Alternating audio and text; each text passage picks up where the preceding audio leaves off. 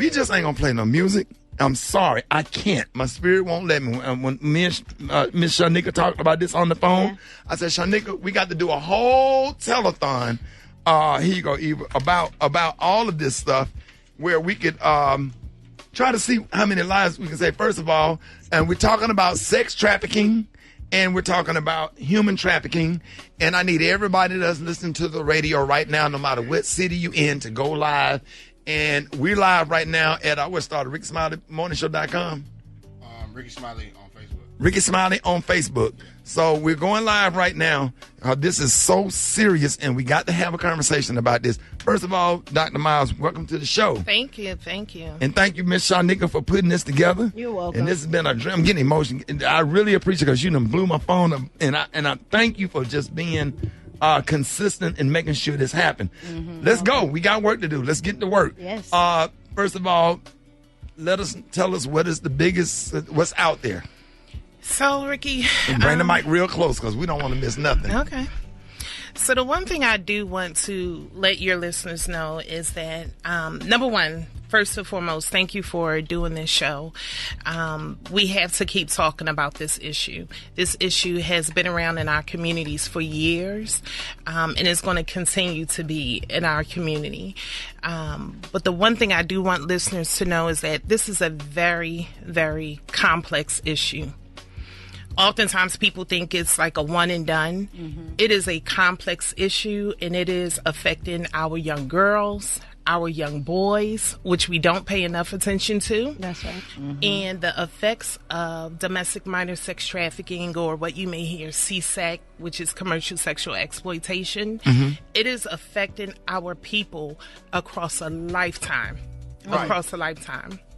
So I'm happy that you're having this conversation. Definitely want to talk about the sort of, the ins and outs of sex trafficking, what we need to do, how we can continue to educate our community, rally around our community, and definitely, like you said, save our children. Yeah. Okay, so let's start unpacking some of the stuff. Everybody that's in the car right now, if you have an opportunity to listen, if you have daughters and you have kids, you need to listen, because we are about to spend the next 2 hours unpacking all of this information and take our time and let you know what you need to be looking for and what can you do to save your daughter's life.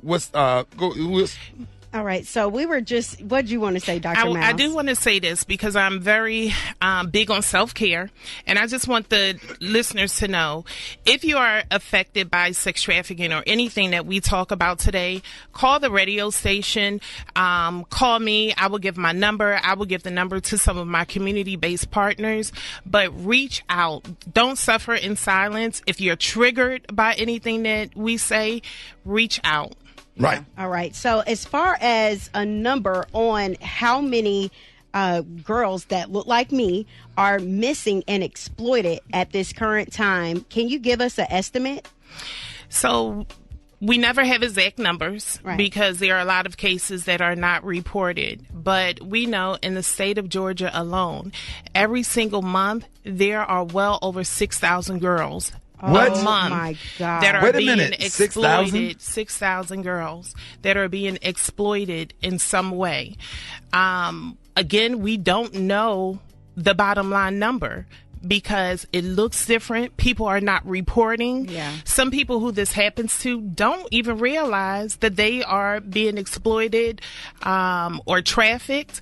And there are some girls who, even boys, who we may not be able to reach. So we don't have the exact number. That's right. Dr. Miles, while we're looking for the big kidnapper ban, and I know we have to go to a commercial break, but it's happening in the school system. Exactly. Yes. And this is just terrifying because we're teaching, the kids to look out for, people approaching you on the streets, but their own peers are bringing them into this lifestyle. And Absolutely. this is crazy. Yeah, Absolutely. hold that thought, y'all. We're going to go to break. We're going to come back, and we're talking to Dr. Charnel Miles. We're talking about sex trafficking and human trafficking, and And we're going to take our time this morning and we're just going to unpack this stuff.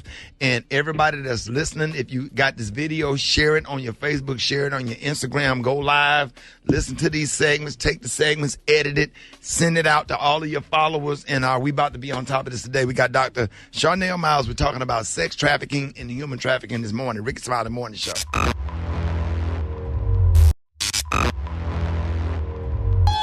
All right, y'all, Rickey Smiley Morning Show. Again, I hope everybody, every now and then, sometimes we have to kind of step outside of the box a little bit. And no disrespect to none of our radio bosses. We love y'all and we respect y'all or whatever. And I know Miss Kathy Hughes and everybody would trust me to do the right thing. Mm-hmm. And sometimes we have to, kind of shut it down a little bit because people need our help, and we have to use this, utilize this platform in order to save lives. Ladies and gentlemen that's listening to the show, I hope you're alive right now. There's a lot of kids missing. Mm-hmm. Yeah. If you're not on Facebook and not on social media, it's all over our timelines. Kids are missing.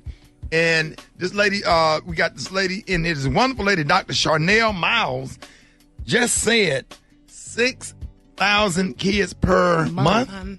Per month. And that's just the state of Georgia alone, and over the country is 64,000 kids, over 64,000 kids missing. Mm-hmm. So we're breaking this stuff down a little bit. It's not just watching for people on the street. Now you got kids working inside of the schools that's working with the sex traffickers. That's crazy. And pulling them in, and we finna just try to take our time and go through this stuff, and we're gonna unpack it. And it could be you, it could be your child, and I really need everybody listening right now. Now, Doc, what are some of the precursors that lure young ladies into the sex into the sex business? Mm-hmm. So we look at what makes youth vulnerable. We talk about poverty, right? Imagine that young girl who's walking around in school. She doesn't have the newest sneakers. She doesn't have her hair done. She doesn't have what kids could consider to be fashionable clothing. Coupled with, she has low self-esteem because she comes from a home where there's one parent or there's two parents, and there's domestic violence in the home. There's parental substance abuse in the home. She may have been a young girl or boy, because this happens to boys, who have had early sexual abuse. Mm-hmm. All of those things make our children vulnerable. And especially when we talk about what's going on in the school, what kid would not want the latest sneakers? What kid wouldn't want to be in the in crowd, right? There are some kids out there who want that. Yeah. So when we talk about peer recruiters and vulnerabilities, it's easy for one child to trust another child. And, hey, I know this guy, I know this girl, they're going to take us to Lennox, they're going to take us to Phipps, girl, they're going to hook you up, they're going to buy you an outfit, get your hair done, then we're going to go to this party this weekend. Think about how that resonates with a child who has low self-esteem or who has no friends, who comes from a dysfunctional home, right? Then that moves us into the issue of pseudo-love. Girl, he gonna love you. She's gonna love you. They're gonna take care of you because that's daddy, right? Or now you are part of the family. That's not a family. So these are different ways that our children are vulnerable and are getting caught up in trafficking. I have a question as a mom. With my kids being in school, what is being done at the school? Because obviously more education is necessary, but we're no longer in the dark. We know that this is a problem. It's an epidemic. These kids look like us, little black and brown kids. Absolutely. So what are the schools doing? And what measures have the schools decided to take to help educate these kids and to give them resources so that they don't end up trafficked? It has been a long road with the schools. Partnering with our schools is so vital. I have 3 children of my own, and our children spend the majority of their day where? At school. At school. Yeah. The schools are their caretakers. Mm-hmm. So we have to educate our schools from the top down and the bottom up. I don't care if it's a school bus driver, the lady or the man in the cafeteria, a substitute teacher. Anybody walking through that school door needs to be educated about child sex trafficking. in December, board member Erica Mitchell out of District 5 and APS, she and I actually wrote the first domestic minor sex trafficking policy and comprehensive protocol that was passed by a school board in the state of Georgia. So what does that mean? So that means quite a few things, okay? And I'm going to be real with you, because the way, yes, the policy was written, the protocol was written, and it was adopted, it was passed. It's not being fully executed on a school level. I could speak to APS and some other school districts. They do have other community partners who are going into schools and doing an hour's worth of training with the teachers or principals or administrators. But that's not enough. We have to get in there and we have to also educate the students. So that was definitely a part of the policy or protocol that we wrote. Number one, education. But also number two, we wrote how we needed to develop a response team. And I'm going to tell you why that's so important. Right. Because you have to be able to identify, but you also have to be able to appropriately respond. Yes.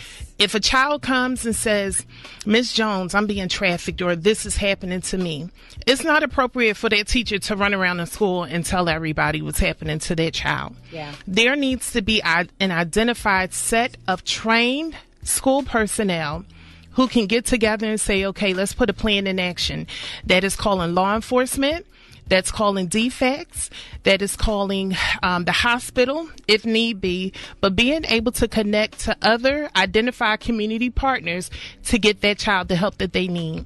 Now, what programs are available to educate youth about trafficking? Yeah. So there's a few programs. I have a clinical practice, which is Joyous Beginnings, and also a nonprofit where we work with girls throughout the state, and it's called the Social Justice Cafe for Girls. Nice. And our program is totally based around prevention, mentorship, international affairs, and as we say, being a girl. So we're definitely doing the education.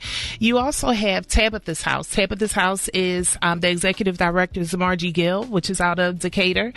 They are doing education. Right. Mm-hmm. Education. You also have the STAR Institute. The STAR Institute is going throughout the state educating on a large scale.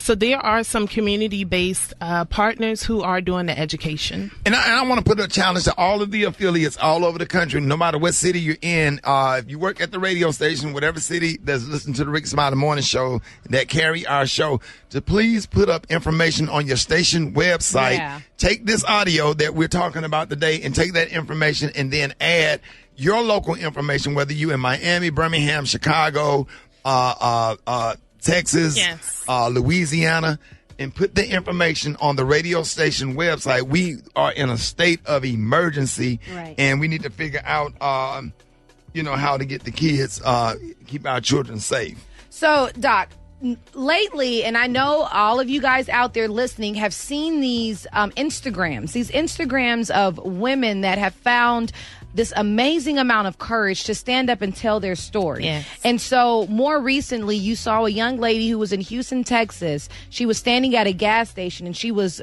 like in tears, basically talking about how her Uber driver tried to traffic her, and she didn't realize until he was backing into a warehouse. I saw that video. It's terrifying. I saw that Rickey. Uber drivers. Yes. I saw that video. It's terrifying. And he was about to go into a warehouse. He warehouse. was opening up a gate, and he said Right. this big guy came out. And we'll get back into it after the break. But I want to understand, how does that happen, and how do we protect ourselves from stuff like that? And we're going to get some people on the phone that's going to help us through some of this stuff right here.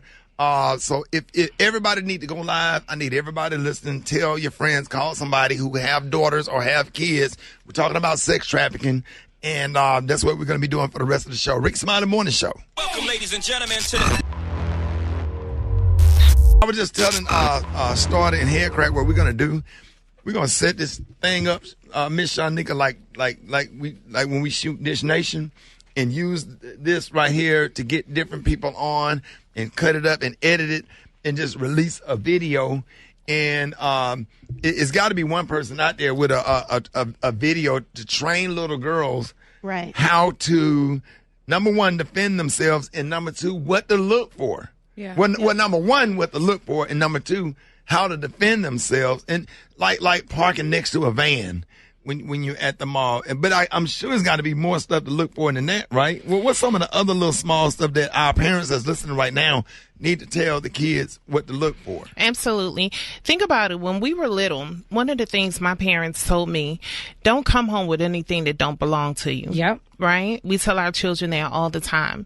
So look for, if your children are coming home with new clothing, new shoes, money, large amounts of money, right? Different items that, you did not purchase for your child and that may be expensive or that look like they have some type of value to it. Look for people. And what we're talking about here is grooming. Very important word for people to know, because before a child actually moves into trafficking, oftentimes they are groomed. They are given things, they are promised, taken to fancy restaurants, given, bags. What girl doesn't want a nice bag, right? Mm-hmm. Yeah. So, they are being groomed. A new set of friends. My children, I know all of their friends, and I tell them, I'm going to get in your business. Right. So get in your child's business. No secrets. Yeah. No secrets. So looking for different kids that they're hanging out with. If your child is now frequenting different places, look at that. But also look at the flip side. If you have a child who's really outgoing, making good grades, A's, involved in things, and now you see them isolating themselves, you may see bruises, you may see new tattoos. Back in the day, girls or women were getting barcodes, like on the back of a soda or a bag of chips, right? But now we're seeing flowers, we're seeing hearts, we're seeing a diamond with ATL on it. So again, there are a lot of different signs that you can actually look for. Now, as far as the grooming process go, by clinical definition, when you look at what was going on, like with the R. Kelly situation, yes, they say that they groomed these girls, for his liking and for his bidding and for his doing, and actually brainwashed them. Would you consider that sex trafficking as well? It definitely could be. Shout out to Kenyette Barnes, who was a part of that movement. Absolutely brainwashing, because you have to think about it. Traffickers want to isolate our children. They don't want the child that's, has a good relationship with their mom, who may tell. Exactly. Right? Again, remember I talked about the child with the low self-esteem, or the child who is experiencing a lot of difficulty in their homes. So they want to isolate that child. They want that child to need them. Yeah. We look at that as being pseudo love. Okay, now you're with daddy. Now you're, with me, I'm going to take care of you. I'm going to provide for you. So what do I do as a woman? Because we've talked about what we do with our kids, which we can still talk more about that. That never gets exhausted. But as a woman, because I'm noticing that these are not just little girls. Yes. They are 35-year-old women that look just like me, Absolutely. that are being snatched up when they get into their car or when they get into Uber. I've heard one story that is supposedly something that a lot of women say, that they're getting into their car and a truck opens up both car doors and doesn't allow them to get in their car, and then they snatch them from there. Or even Uber and Lyft that are a part of the ring. What do you do to protect yourself when you don't have a car and you got to take Uber? Number one, let me say bus. this. Or the train. Look at me. I could have been a trafficker. And I say that with all sincerity, because there is no one look, nationality, gender to somebody who can traffic a child or an adult. Okay? So we have to realize that anybody can do this. To your point, even someone who drives Uber. We never know someone else's intention. So again, the one thing that we have to do, even as a woman, is educate our girls and begin to have these conversations with men. Men have to own a space of having conversations with other men about this. Right. Absolutely.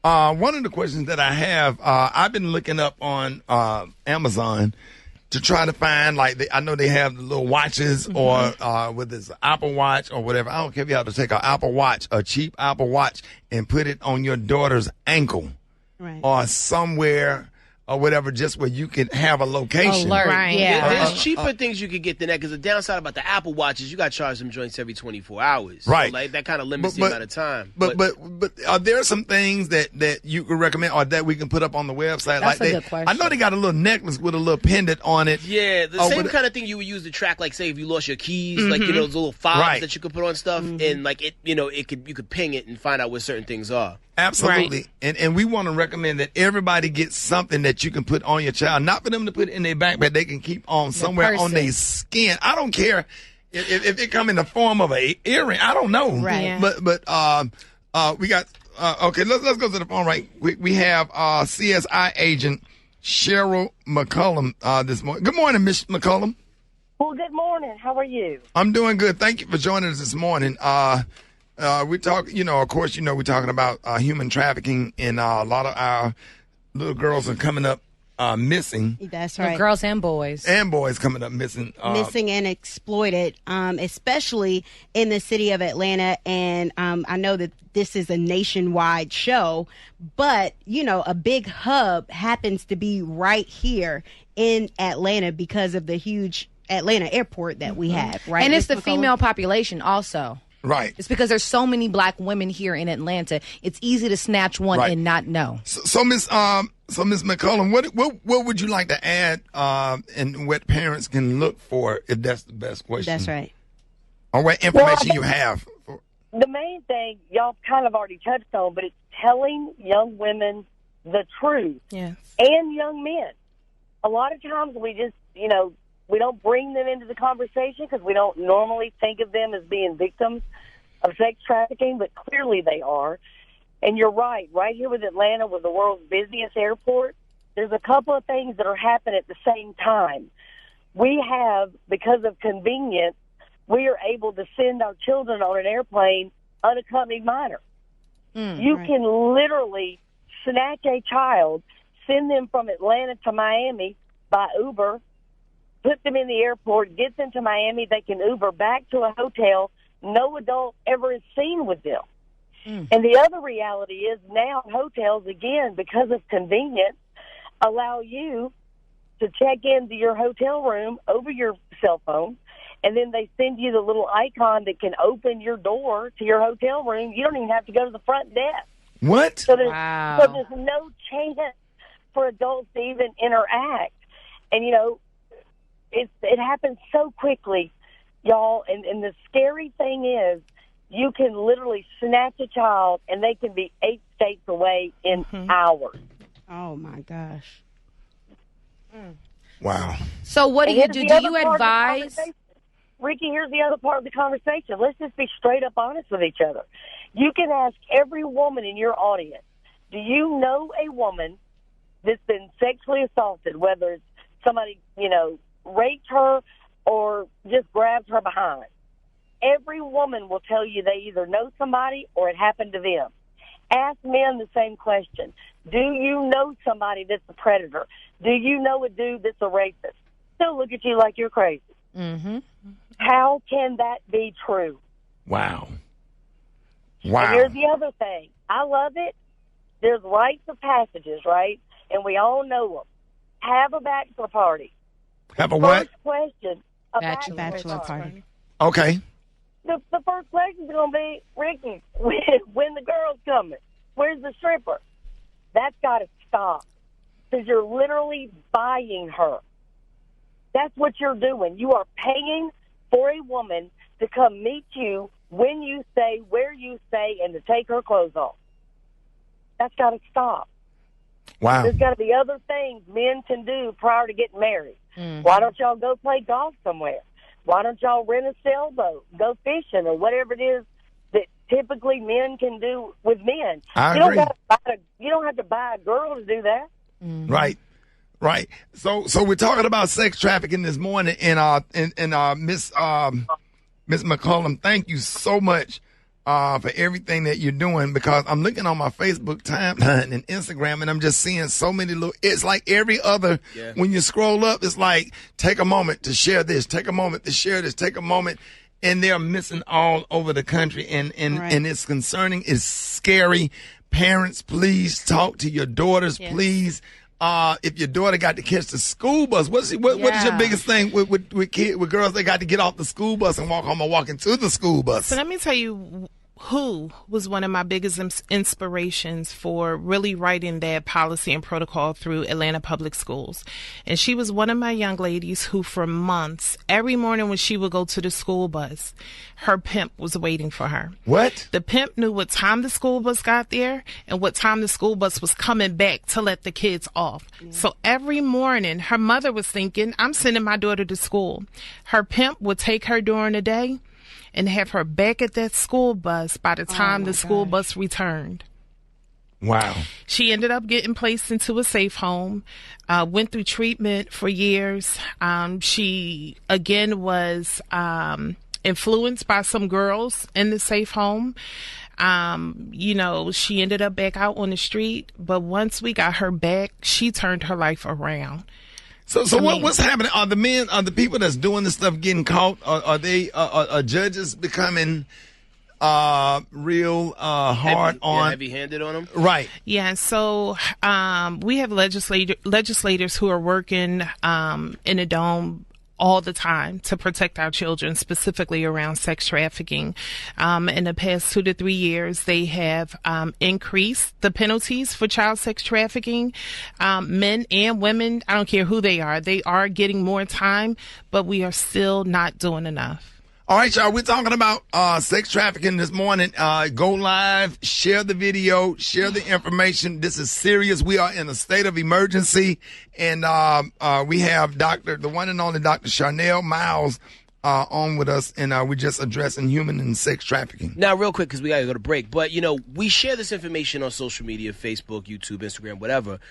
Is there a place to find out who's been found? Because the thing about sharing information, you can continue to share information, and maybe someone has been found that we're sharing information that they're lost. Like, where do you go to get the good news? Right. So that's a multi-layer question. Because of confidentiality and HIPAA laws. We can't just put it, girls' faces out there. However, when a girl's lost, you can definitely report it.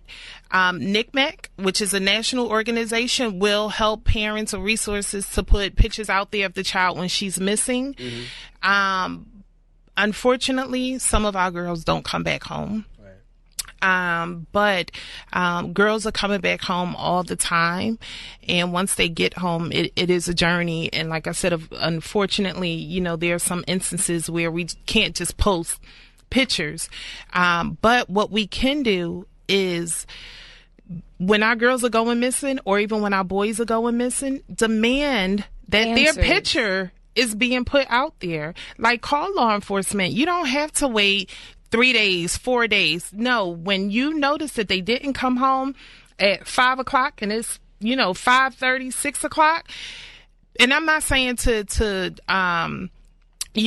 stop up the 911 lines. But if you know that your child is missing, call and report them missing. Whoever you speak to, get their name and number, follow up, ask to speak to someone in the Crimes Against Children's unit, and say, hey, I think my daughter was involved in trafficking, or, something just doesn't seem right, and report it. And I want to encourage every single parent that have a daughter, because we get our nails done, we get our hair done, we do everything we want to do. You need to make sure that your daughter take a self-defense class. I want to talk about tasers. Yes. I want to talk about mace. Yeah. I want to talk about having the mace in your hand on the way to the car with your finger on the trigger. If somebody run up on you, you don't have time to go in your purse and fumble through your purse to find some mace. Right. You don't have time to fumble through. When you walk into your car, that taser need to already be in your hand. With your keys in your hand, with the safety lock off. You need to practice, and you need to watch where you park. If you with somebody, like my daughters need to run into a department store, I pull up at the door. I let them out. I said, call me when you're coming out. I pull my truck up if I don't want to get out the truck. And they come jump right. That walking across the parking lot does not work for me. Do not allow your daughters to walk. If you got a teenage daughter, you want to send her to the grocery store to get something or whatever. You need to, I tell my daughters, I got 2 daughters in college. If that event does not have valet parking, that's an event that you cannot go to. Right. That's a good rule, Ricky. And use the You button. cannot go to an event that don't have valet parking. Period. Point blank. It's not a party worth it. And I think that that's what this conversation is about. It's about identifying those things that we can start doing differently to keep ourselves safe. Right. So if it's valet park, if they don't have a valet, you can't go to that party. It's very that simple. You can't go. All right, y'all, we're talking about sex trafficking